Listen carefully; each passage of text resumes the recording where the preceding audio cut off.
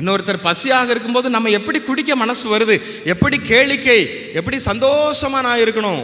தண்ணி அடிச்சுட்டு எவ்வளவு ஏகப்பட்ட பேர் அதுக்கு எவ்வளவு செலவழிக்கிறாங்க தண்ணி அடிக்கிறதுக்கு. இன்னைக்கு எல்லா இடமும் குடி வெறி கூடிக்கொண்டே போகிறது. அதனால் ஏகப்பட்ட பாலியல் வன்கொடுமைகள், தவறான பழக்க வழக்கங்கள், தேவையில்லாத குற்றங்கள் எல்லாம் பெருகி கொண்டே போகிறது. அப்போ இந்த ஆண்டவர் திருவுடல் திருத்தப்ப நமக்கு வைக்கின்ற ஒரு சவால் இதுதான். இந்த குடிப்பழக்கத்தை அறவே விழிக்க வேண்டும். மது வெறியை நீ ஒழிக்க வேண்டும். பசியா இருக்கிறவங்களுக்கு அவனுக்கு நீ உணவு கொடு. அதுதான் ஆண்டவர். தேவையில் இருக்கிறவங்களுக்கு நீ உணவு கொடு என்று ஆண்டவர் அருமையாக சொல்வதை நாம் பார்க்கின்றோம். இரண்டாவது, காயங்களுக்கு கட்டு போடுவது. காயங்களுக்கு கட்டு போடுவது. கிபி 1945ஆம் ஆண்டு ஜப்பான் நாட்டிலே ஹிரோஷிமா நாகசாகி அணுகுண்டுகள் மழையாக பொழிந்தது. நிறைய பேர் காயப்பட்டு இரத்த வெள்ளத்திலே மிதந்தார்கள்.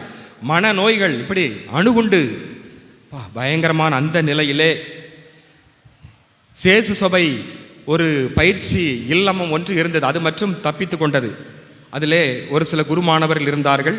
பயிற்சி கொடுத்து கொண்டிருந்த அதிபர் பேதுரு அருப்பே தந்தை அவர்கள். அப்போ அவர் திருப்பலி நிறைவேற்றினார் காலையில். ஆண்டவர் உங்களோடு இருப்பாராக. ஆனால் அவர் முன்னால், அவருடைய இல்லத்து முன்னால் இடம் இல்லாமல் அந்த போரில் அந்த குண்டடிப்பட்ட மக்கள் அங்கங்கே ரத்த வெள்ளத்தில் கிடந்தாங்க. உடனே திருப்பலி முடித்துவிட்டு அவர் சொல்லுகிறார். அவர் கொஞ்சம் மருத்துவம் தெரியும், அதனால் போய் அவர்களுக்கு மருத்துவ பணி செய்கின்றார். அவர்கள் காயங்களுக்கு கட்டு போடுகின்றார். மருத்துவமனைக்கு அழைத்து செல்கிறார். அப்படி சென்று கொண்டிருக்கும் பொழுது ஒரு பெண்மணியினுடைய முனகல் சத்தம் கேட்டது. அப்பொழுது அந்த பெண்மணி, ஐயா நற்கருணை கொண்டு வந்திருக்கிறீங்களா, திவ்ய நற்கருணை கொண்டு வந்திருக்கிறீங்களா அப்படின்னு சொல்லி கேட்குறாங்க. ஆமாம் என்று உடனே திவ்ய நற்கருணையை கொடுத்தார். பாருங்க அன்புக்குரியவர்களே, இந்த ஆண்டவர் இயேசுனுடைய திருவுடல் திருத்த பெருவிழா நமக்கு வழங்கின இரண்டாவது செய்தி, காயங்களுக்கு கட்டுப்போட வேண்டும். இவர் திருப்பலியை நிறைவேற்றினார். அங்கு தேவை என்ன, அவர் அதை செய்தார். அதே போல எல்லா பேருக்கும் மருத்துவ பணி அவர் செய்தார்.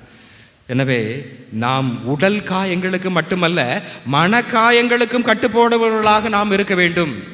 இன்னைக்கு மனசு ரீதியாக காயப்பட்டு கஷ்டப்பட்டு குடும்ப பாரம் தொல்லைகளினால் எவ்வளோ பேர் இருக்கிறாங்க. கவலையினால் வாடிக்கொண்டிருக்கக்கூடியவர்கள், இழப்பினால் வருந்தி கொண்டிருக்கக்கூடியவர்கள், வேதனைக்கு மேல் வேதனையோடு இருக்கிறவர்கள், இவரெல்லாம் தேவையில் இருப்பவர்கள், இவரெல்லாம் காயப்பட்டிருக்கிறவர்கள், இவர்களுக்கு நாம் உதவி செய்ய வேண்டும். இதுதான் இந்த திருவுடல் திருரத்த பெருவிழா நமக்கு தருகின்ற இரண்டாவது செய்தியாக இருக்கின்றது.